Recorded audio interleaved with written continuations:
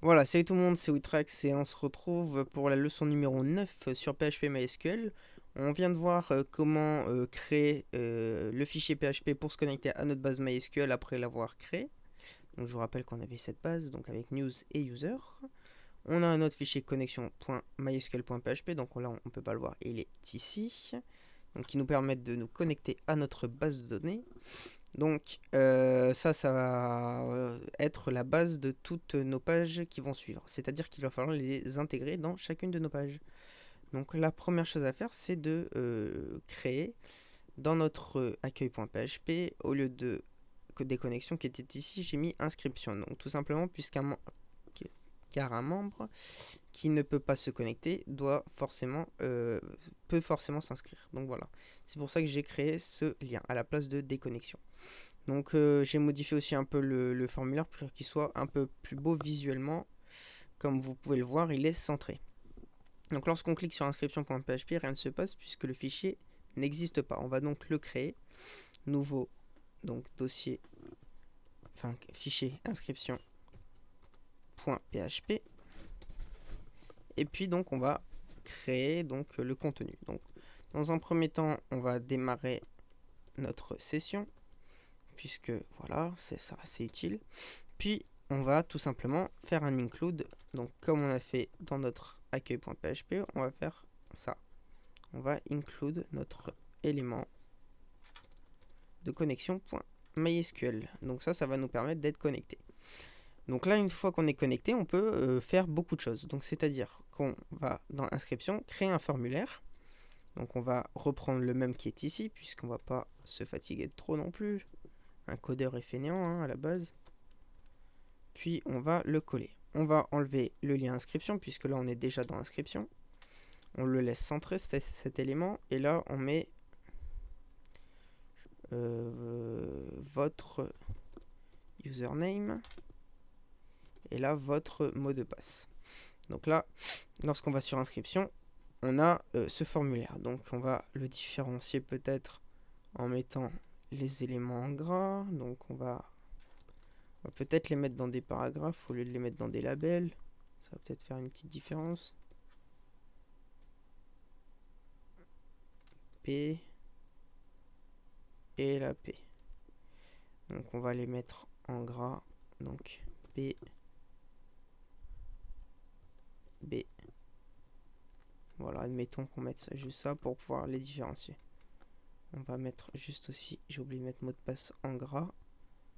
B et B. Voilà. Donc comme ça, on peut bien différencier nos deux éléments. Donc ça, c'est l'inscription. On va peut-être le mettre en titre même, carrément. Comme ça, on sait que c'est l'inscription. Donc en H1, niveau H1, on met inscription en gros. Et on ferme notre balise. Voilà. Donc là, c'est notre inscription. On est d'accord. On vous demande un nom d'utilisateur, un mot de passe. On va ensuite envoyer cet élément vers un lien qui est le même, inscription.php. On aurait très bien pu l'envoyer vers un autre fichier, mais après, ça fait beaucoup trop de fichiers à créer, donc ça peut être embêtant. Ou à la limite, on va créer donc... non, on va le mettre au même endroit, comme ça vous saurez comment le faire quand on est au même endroit. Donc quand on est au même endroit, ce qu'on va vérifier, c'est est-ce qu'on a l'existence de nos variables donc de poste. Est-ce qu'on a reçu des postes. Donc on va tout simplement faire un i7 de entre parenthèses $post. Est-ce qu'on a reçu des éléments par poste? Et si c'est le cas, donc on va traiter ces éléments. Et si ce n'est pas le cas, donc on va afficher le formulaire. Donc on fait else. Et on va donc fermer le PHP, puis le réouvrir pour refermer la collade. Voilà. Donc ça, c'est notre situation. Donc là, si on a bien reçu un élément post, alors on va les traiter, ces informations. On va récupérer, je vous le rappelle, une variable qui sera $user, qui sera égale à $post. Donc moi, je les mets dans des variables plus petites, mais vous pouvez tout à fait garder $post, etc. Mais moi, je préfère les mettre dans des variables plus petites. Donc nous, on l'avait appelé donc user. Vous avez vu le name qui est ici. Donc c'est ça, hein, $. Ça, c'est $post user. Puis donc on va dupliquer et là on va mettre $MDP, donc $mot de passe égale à $post MDP qu'on avait nommé ici. Donc c'est bien de garder les mêmes noms, comme ça on se perd pas. On va faire un echo d'abord dans un premier temps pour voir si ça marche. Donc on va faire un echo de $user. $user, tac tac. Echo $MDP. Voilà. Comme ça on sait si ça marche. Donc là on a donc define user MDP. Donc il va poser problème. Donc on va les déclarer avant d'être là dedans peut-être. On va faire un $user.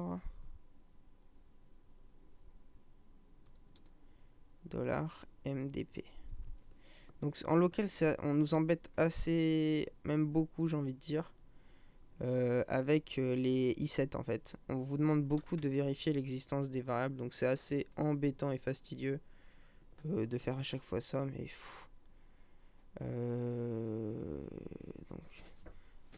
donc $post, donc on va faire un i7 de $post user.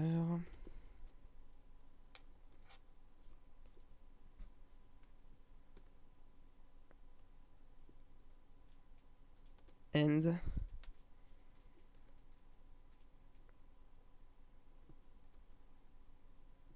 $post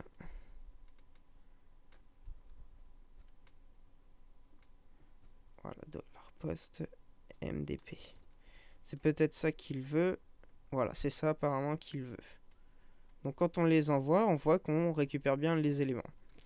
Donc ces éléments sont bien récupérés dans notre petit if ici. Et donc on va pouvoir en faire quelque chose. Donc on enlève les échos, ça c'est juste des moyens de vérification, toujours important de les faire pour savoir à quel moment il y a des erreurs, c'est toujours utile. Et donc ces éléments, on va les insérer dans notre base de données. Donc on va faire une requête SQL, donc on va l'appeler $requête, qui sera égal à, donc, à une requête que vous avez vu en SQL, j'ai fait des cours là-dessus, donc insert into. Donc ça, ce sont des requêtes de base, elles sont vraiment faciles à faire. Insert into personne, donc, non, je l'avais appelé user. Insert into user, values, avec un S, et entre parenthèses, on a les valeurs. Donc, values,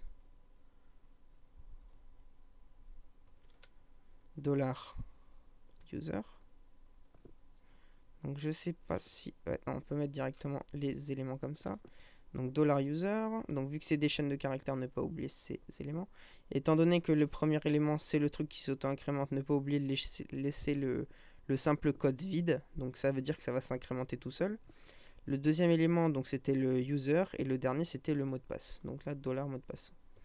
Faut bien mettre dans l'ordre, hein, bien faire attention, et ne pas oublier, comme je vous l'ai dit, l'idée qui s'auto-incrémente, donc ne rien mettre ici. Voilà, donc là on fait notre requête. On va faire un écho de notre requête pour voir si celle-ci marche bien. Donc on a oublié de fermer ici. Écho de $requête. Puis on va faire une exécution. Donc $exécution. Exec.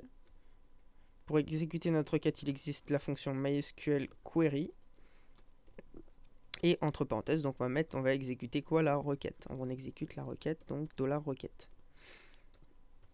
Si elle marche. Donc si elle marche, donc pour l'instant on ne l'affiche pas, puisqu'on peut insérer des bêtises dans notre table si elle ne marche pas. Donc on envoie et on regarde, on a fait enfin un insert into de... Voilà, donc là vous voyez que j'ai fait un mauvais... Non, ça a l'air d'être ça. Donc insert into, toto, values... Voilà, c'est ça en fait, donc on a bien les bonnes valeurs. Donc notre requête a l'air bonne, donc on peut la mettre en commentaire. Maintenant on va l'exécuter.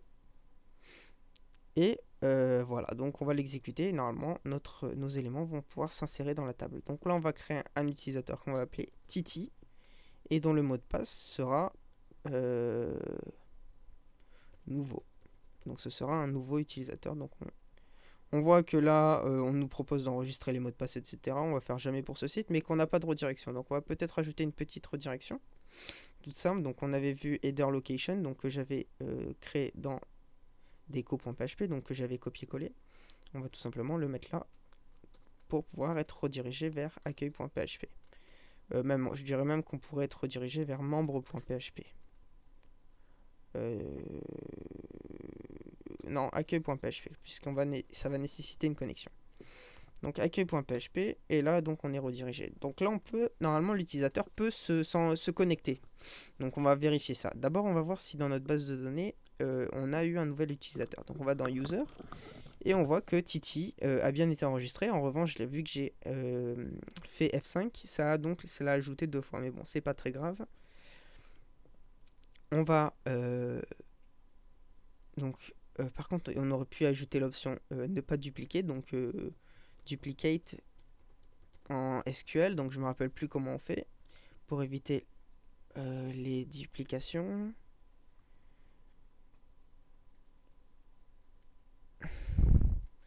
Donc empêcher duplication en SQL. Donc bon, ça c'est des... Voilà, bon, on va pas on va pas regarder là-dessus. Donc maintenant, dans la prochaine vidéo, on va voir comment on peut se connecter. Donc voilà, c'est tout le monde.